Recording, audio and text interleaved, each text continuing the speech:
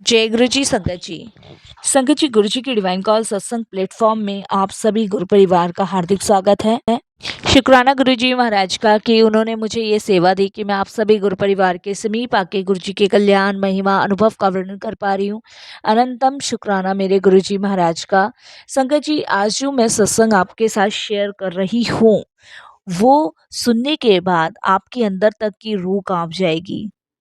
ये कोई कहानी नहीं है, कोई इमेजिन की हुई स्टोरी नहीं है।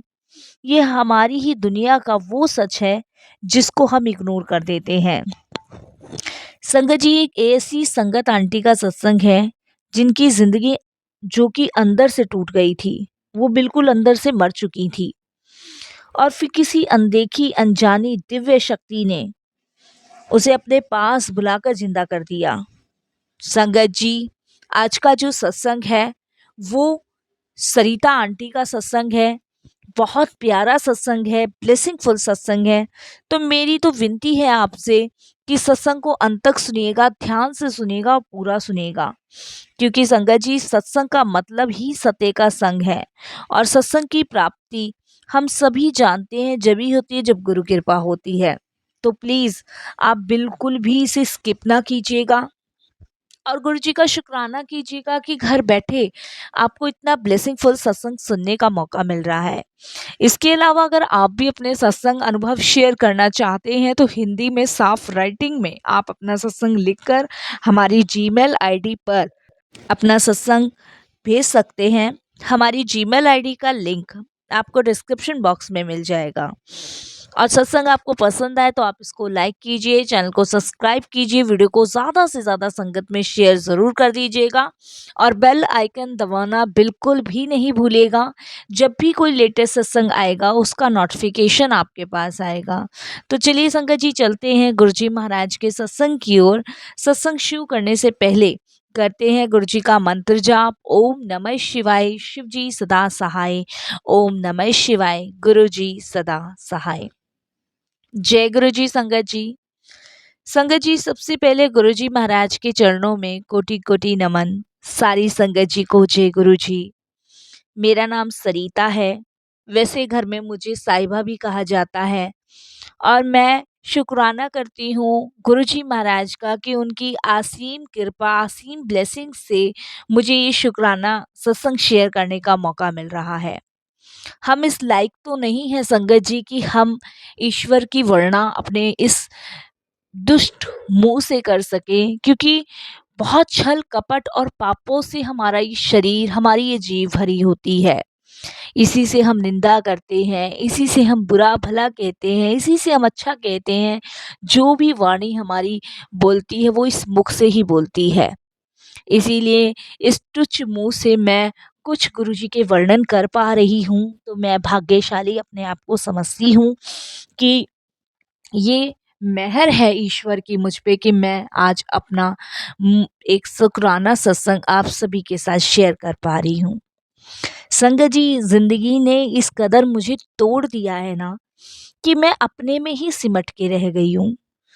क्या हंसना, क्या बोलना, क्या खुशी, जैसे जिंदगी से गायब ही हो गया था, जैसे कुछ था ही नहीं लाइफ में।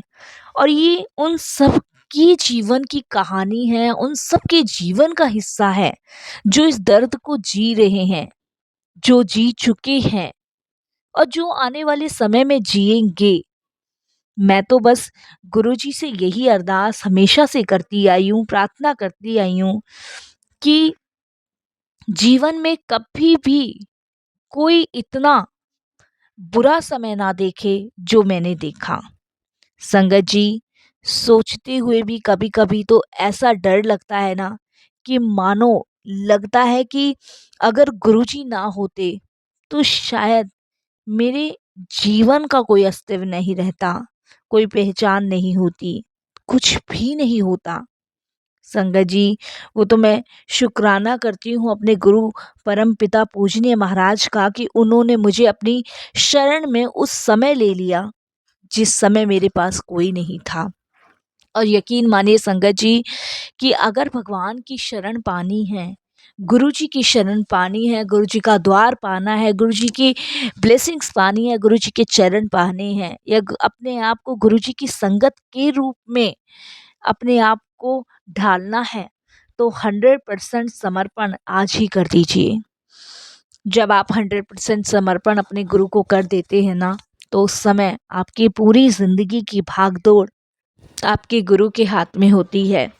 उस समय आपका कोई बाल बांका करने वाला नहीं होता है। ये मेरे अनुभव हैं, ये मेरे जीवन की धारणा है, इसे मैंने महसूस किया है। गुरुजी से जुड़ने के बाद लाख लोगों ने मेरा बुरा करना चाहा, लाख लोगों ने मुझे धुतकारा, लेकिन वो अपने इस मकसद में कामयाब नहीं हो पाए। उसका सबसे बड़ा कारण मेरे गुरुजी का हाथ, मेरे गुरुजी का आशीर्वाद, मेरे गुरुजी की ब्लेसिंग्स मेरे साथ है। तो शुक्राना गुरुजी, बहुत बहुत शुक्राना। संगत जी, जब एक लड़की की शादी होती है ना, तो उसके बहुत सारे सपने होते हैं, और उसको घर से ही संस्कार ये दिए जाते हैं कि बेटा, अब तेरा नया घर है, तुझे अब अपना नया घर संभालना है, नए रिश्ते संभालने हैं, नया परिवार संभालना है और नए जीवन को जीना है। इसी तरीके से संगत जी, मेरी शादी भी मेरे माँ बाप ने बहुत धूमधाम से की थी। घर में मिठाई, शगुन, गाने, खुशियाँ, बहुत सारी चीज़ें मेरी शादी में हुई थी। और जिस समय मेरी शादी हुई थी ना, तो उस समय मेरी माँ ने भी वही कहा जो सबकी माँ कहती है कि बेटा, अब तेरा नया घर बन गया है और नए रिश्ते बन गए हैं, नया परिवार तुझे मिलने जा रहा है, तेरा जीवन, अब तेरा परिवार, तेरा घर वही है जहाँ तू जा रही है। और संगत जी, मैंने भी पूरी ऑनेस्टली के साथ उस घर और उस परिवार के लोगों को अपना समझा। एक लड़की जब अपना घर छोड़ के दूसरे के घर जाती है, तो उसे उसके घर में कुछ नहीं पता होता। वो उन्हीं रिश्तों को अपना मानती है जो रिश्ते उसको मिले होते हैं, जो घर उसको मिला होता है, जो उस घर की चीज़ें उसको मिली होती है। इसी तरीके से संगत जी, मैंने भी उस परिवार के हर एक रिश्ते को उतना ही प्यार दिया, उतना ही सम्मान दिया जो मैं अपनी फैमिली को देती थी, जो संस्कार में मुझे मिला था।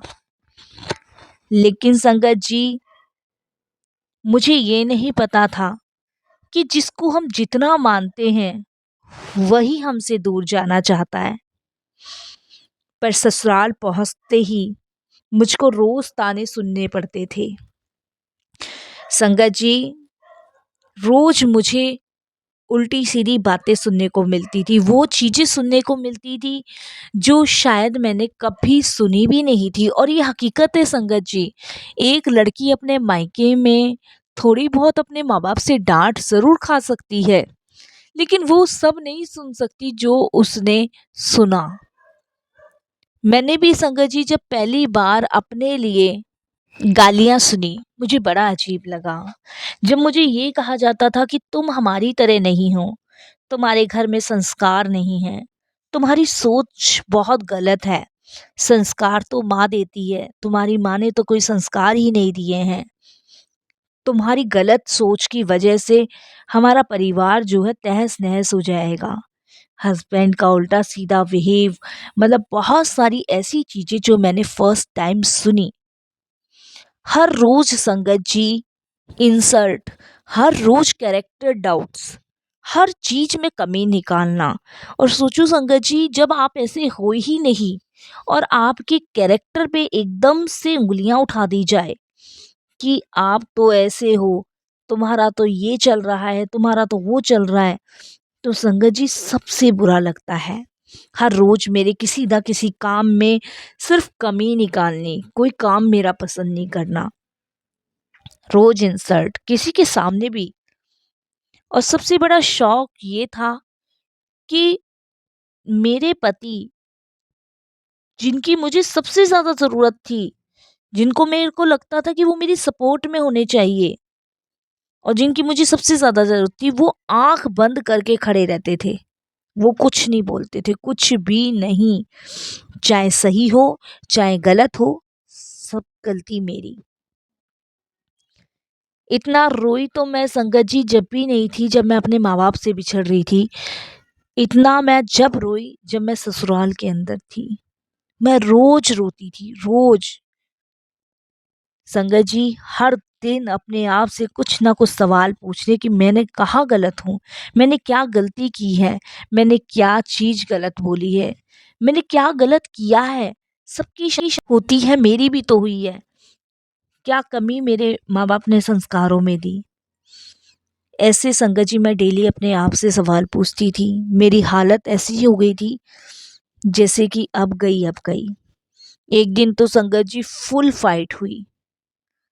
और संगत जी, आप विश्वास नहीं करोगे, मुझे मेरा सामान वापस दे दिया गया और मुझे कहा कि अपना जो भी सामान लाई है वो ले जा। शादी टूट गई। संगत जी, उस समय मेरी सांस ऊपर की ऊपर, नीचे की नीचे। संगत जी, अब कहानी यहीं ख़त्म नहीं हुई। कहानी तो यहीं से शुरू हुई। जिस दिन पूरे दिन लड़ाई हुई, और इतनी लड़ाई हुई कि जब मेरा सारा सामान मुझे वापस दे के कह दिया गया कि अपने घर जा, तो उस समय तो संगत जी मैं आपको बता नहीं सकती क्या क्या हुआ। Court case, notice, date, statements, संगत जी कैरेक्टर्स पे कीचड़, ये सब शुरू हो गया मेरे जीवन में। सोचो संगत जी, मैं क्या थी और क्या हो गई। कोर्ट में एक लड़की के साथ जो होता है, वो संगत जी मेरे साथ होना शुरू हुआ। टॉर्चर होना शुरू हुआ। संगत जी, आप विश्वास नहीं मानोगे, मैं रोज जीते जी मर रही थी। केस इतना खिंचता गया कि संगत जी मैं मेंटली खत्म हो गई। मेरे सोचने की समझने की क्षमता सब खत्म हो गई। मैं इतनी टॉर्चर हुई संगत जी, मेंटली टॉर्चर हो गई मैं। कोर्ट में मुझसे तरह तरह के सवाल पूछते वकील। कभी इस तारीख पे जाना, कभी इस तारीख पे जाना, कभी इस थाने जाना, कभी उस चौकी जाना।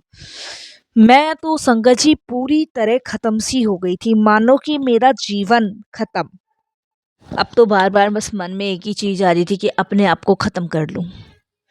स्ट्रेस इतना ज्यादा बढ़ गया कि संगत जी मेरे हार्ट में अजीब सा मुझे दर्द महसूस होता था।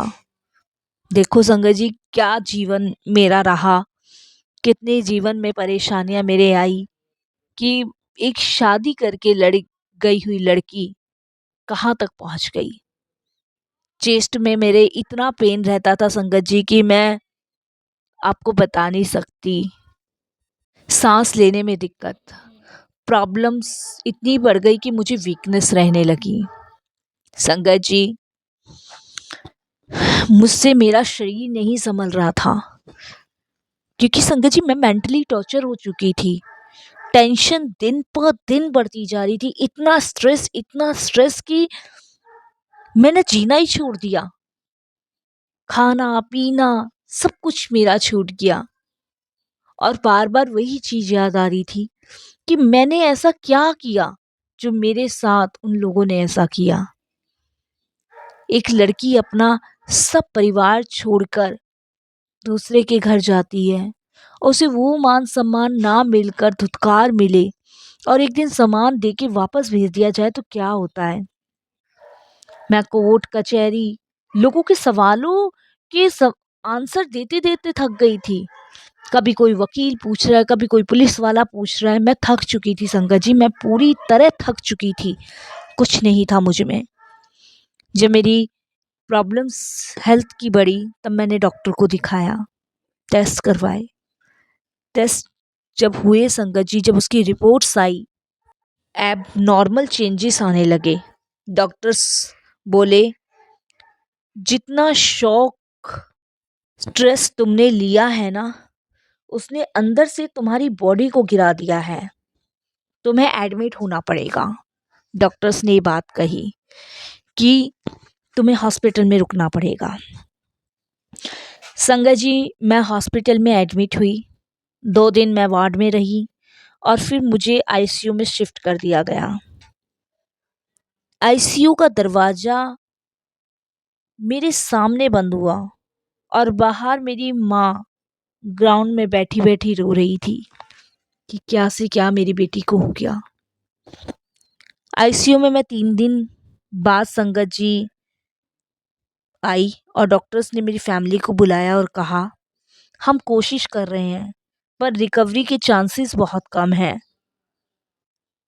संगत जी ये सुनते ही मेरी माँ एकदम से खामोश हो गई। पापा ब्लैंक हो गए, भाई ने दीवार पकड़ ली और संगत जी मेरी ईसीजी की आवाज़ धीरे धीरे स्लो होने लगी। मुझे इतना सदमा बैठ गया था, इतनी टेंशन हो गई थी। मॉनिटर लाइट कम होने लगी। डॉक्टर बोले पता नहीं इसे क्या स्ट्रेस है, लास्ट नाइट भी हो सकती है। डॉक्टर्स ने भी मुझे बहुत समझाया पर मेरे दिमाग से वो चीज़ें नहीं निकल रही थी। संगत जी आप विश्वास नहीं मानोगे, उसी रात अचानक आईसीयू के अंदर एक अजीब सी फ्रेग्रेंस फैल गई, जैसे कोई दैवीय उपस्थिति आ गई हो। संगत जी एक नर्स मेरे पास आई और उन्होंने मुझे ये कहा कि तुम्हारी माँ बाहर बैठी रो रही है और तुम जो है एक काम करो, ये जल प्रसाद पी लो। उन्होंने मुझे ये कहा। संगत जी जैसे वो कोई दैवीय उपस्थिति थी जो मेरे पास आई। उनका चेहरा बिल्कुल शांत था, उनके चेहरे से स्माइल सिर्फ हल्की हल्की आ रही थी और संगत जी उन्होंने मुझे जल प्रसाद पिलाया। ईसीजी की लाइन जो थी संगत जी स्लो हो गई और अचानक से मैं वापस नॉर्मल की तरफ चल पड़ी। संगत जी उसके बाद डॉक्टर्स को बुलाया गया। डॉक्टर्स हैरान थे, ये मेडिकल साइंस में इम्पॉसिबल था, ये पॉसिबल कैसे हुआ। संगत जी क्योंकि मेरी माँ को गुरुजी के दरबार वो नर्स आंटी ही लेके गई थी जो आईसीयू में उस दिन मेरे पास आई थी। संगत जी मेरा ब्लड फिर से नॉर्मल हुआ और अगले 2 घंटे में रिपोर्ट जो आई वो इम्प्रूव होकर आई। मेरी आंखें खुली और मैं धीरे से संगत जी बोली, मुझे किसी ने छूकर कहा उठ, तेरा दर्द अब खत्म। क्योंकि मेरे हार्ट में बहुत दर्द था, बहुत पेन था। उस आईसीयू से बाहर शिफ्ट कर दिया गया संगत जी मुझे। संगत जी शायद ये गुरुजी की कृपा थी। उसके बाद संगत जी मेरी रिपोर्ट्स ठीक हुई, मैं ठीक हो गई। 2 हफ्ते बाद मैं संगत जी मेरी कोर्ट की तारीख थी। वो आंटी जो गुरुजी के पास मम्मी को लेके गई थी, वो फिर से मेरी मम्मी को गुरुजी के पास लेके गई। उस समय मैं भी गई थी। संगत जी आप विश्वास नहीं मानोगे, जब मैं अपनी मम्मी के साथ गुरुजी के दरबार गई, वहाँ मुझे बहुत सुकून और शांति मिला। वहीं से संगत जी मेरी ज़िंदगी बदलना शुरू हुई है गुरुजी के दरबार से। जिस लड़की को ससुराल वालों ने रिजेक्ट किया था ना, कोर्ट केस डाले थे, जिसकी वजह से मैं आईसीयू में एडमिट थी, आज मैं जिंदा हूँ। जब इंसान का दिल टूटता है ना तो भगवान संभालते हैं। जब संगत जी बुरी चीज़ें ख़त्म हुई तब गुरुजी की कृपा शुरू हुई। कोर्ट केस मेरा ख़त्म हुआ, वहाँ से मेरा डिवोर्स हुआ। अब मेरी ज़िंदगी में सिर्फ गुरुजी हैं। मैं गुरुजी के सहारे ही अपना जीवन काट रही हूँ। संगत जी मैं जॉब करती हूँ। मुझे फैमिली ने दोबारा शादी करने के लिए कहा, लेकिन शादी के नाम से इतना डर लग गया कि अब मैं जीते जी कभी नहीं सोच सकती। यहाँ से गुरुजी की डिवाइन पावर शुरू हुई और उन्होंने मुझे अपनी शरण में अपनी चरण से जोड़ा। संगत जी अब सिर्फ गुरुजी के पात्र से ही मैं इस जीवन को जी रही हूँ और अब वही चीज़ें जब मैं दूसरों की लाइफ में सुनती हूँ, देखती हूँ ना, तो अपना याद आ जाता है। ये सत्संग हमें यही सिखाता है, जो सच में निर्दोष होता है ना, उसकी रक्षा स्वयं खुद भगवान करते हैं। कुछ लोग सोचते हैं मेडिकल आज तक नहीं हुआ, पर आज भी होते हैं मेडिकल। पहले इंसान का अहंकार मारना पड़ता है और अपने आप को पूरी तरीके से भगवान के चरणों में, गुरुजी के चरणों में समर्पित करना होता है, तभी चमत्कार होते हैं। संगत जी उस टाइम गुरुजी से जुड़े जुड़े आप विश्वास नहीं मानोगे, आज इतना लंबा टाइम हो गया है कि लगता है ये कल की ही बात है। और लगता है कि गुरुजी की कृपा ऐसे ही बरस रही है। अगर आप भी किसी पेन में हो ना, किसी केस में अटके हो, किसी रिश्ते से टूटे हो, किसी बीमारी ने आपको घेर लिया है, तो याद रखो, भगवान कभी आखिरी शब्द डॉक्टर को नहीं बोलने देते। फाइनल वर्ड ऊपर से आता है, और जब फाइनल वर्ड डिवाइन का होता है ना, तो इम्पॉसिबल भी पॉसिबल हो जाता है। मैं तो गुरुजी से बस यही कहती हूँ कि गुरुजी सबको ब्लेस करो, सब पे अपनी कृपा बनाए रखो, सब पे अपनी मेहर दो गुरुजी, क्योंकि आपकी मेहर, आपकी कृपा, आपकी ब्लेसिंग्स के हर कोई पात्र है। जब आपकी ब्लेसिंग्स, आपकी मेहर सब पे होती है ना, तब रंक भी राजा बन जाता है, और अशांति इंसान को भी शांति के वो सुख प्राप्त होने लगते हैं जिसकी कभी किसी ने कल्पना नहीं की थी।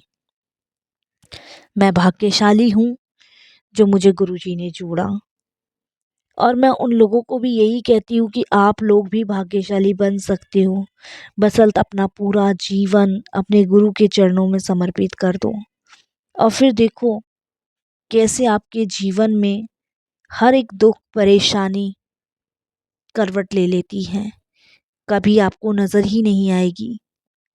सिर्फ आप विश्वास करो, भरोसा करो, और अपना जीवन अपने गुरु को समर्पित कर दो।